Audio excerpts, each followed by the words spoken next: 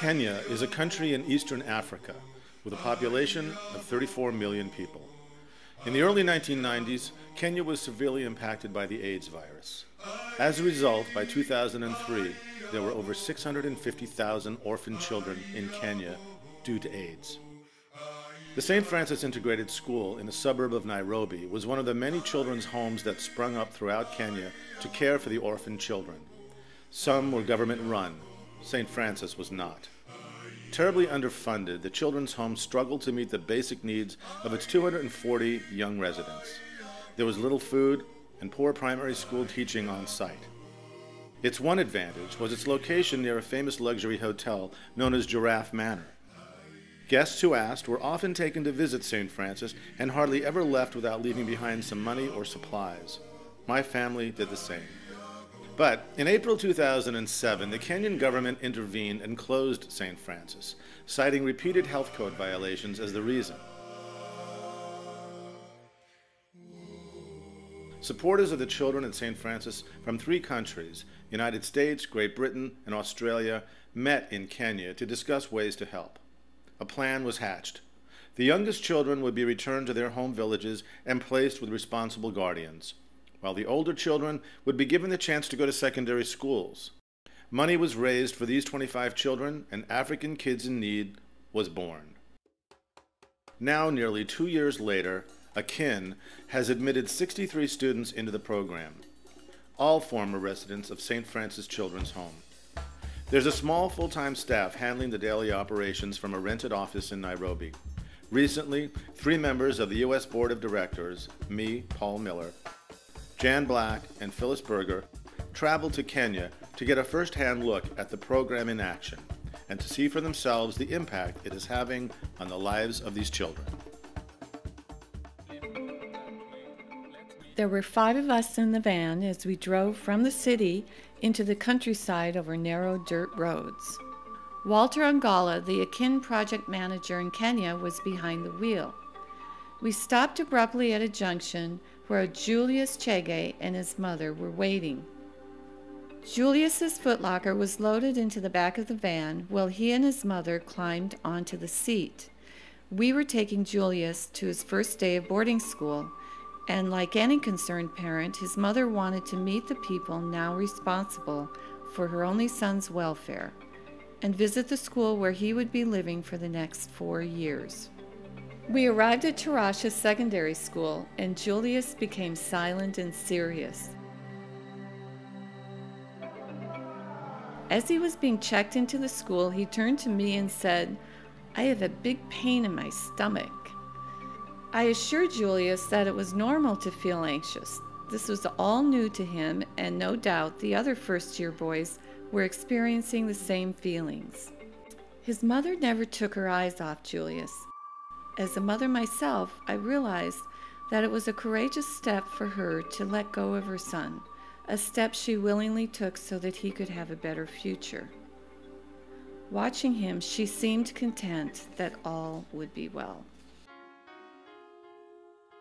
18-year-old Marianne lives in a 1-room dung hut with her 2 very young brothers. They are all orphans living with their grandmother who has dementia. We were taking Marianne to Nairobi, where she will enroll in Nairobi Girls Training School, learning practical skills which will prepare her for further vocational training and a career to support herself and her brothers. But first, arrangements had to be made for someone to look after the young boys.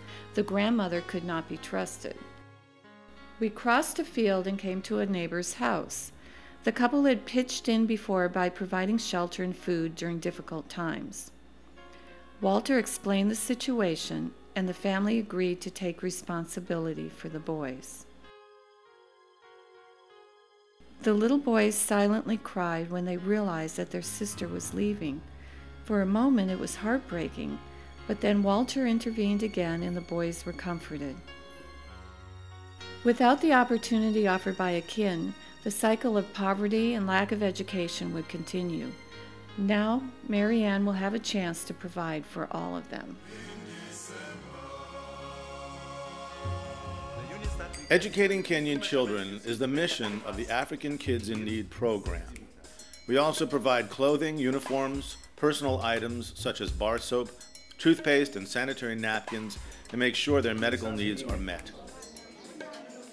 These children are well aware of what life could be without this opportunity.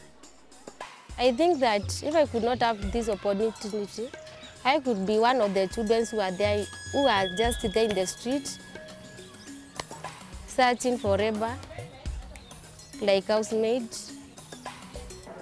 School, to me, I know is a stepping stone towards the world of my dreams, and I believe that through school I'm going to make it in life, of which I'm hoping to become a surgeon.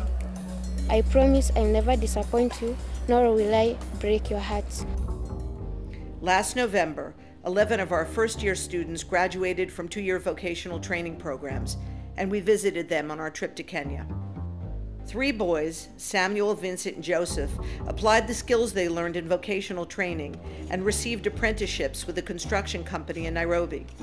They love their jobs and look forward to one day having their own business. They have all opened bank accounts, they've started saving the money they earn, and Samuel's first purchase was a bicycle that he and Joseph used to get to work every morning, one riding on the back as the other pedals.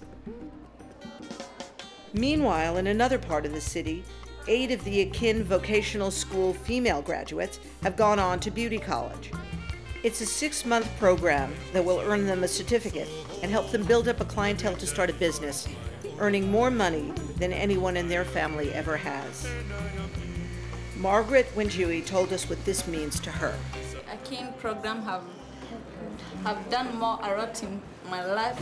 I can't deny that you are the one who have made me to be the way I am, that you have helped me from my state where I could not imagine I could have come from, and you have made me somebody. I thank you all. You must be totally alive when walking through Kibera. All your senses need to be functioning at high speed. Your safety depends on it.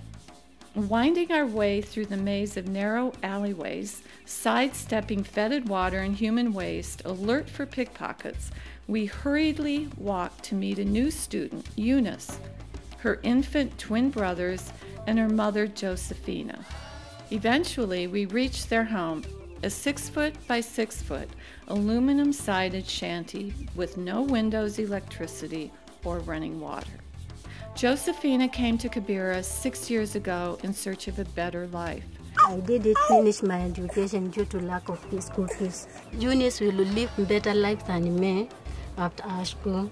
Thanks for AKIN's people for helping me just to send Eunice to school so that she can have a better life in the future. When we talked to Eunice about joining her older sister Rhoda at boarding school in the upcoming week, her face lights up and suddenly she becomes the 11-year-old child she was meant to be. I'm looking forward to get some new uniforms, books, and also some butter biscuits. She has listened to her sister talk about life at the school, which has grassy lawns and is teeming with young girls like herself. I want to tell the people of AKIN, I'm so very excited to see them for helping me and my sister, because if they aren't there, we would not continue with the school. So I'm very happy for them, and God bless them so much. What we saw in Kenya was hope.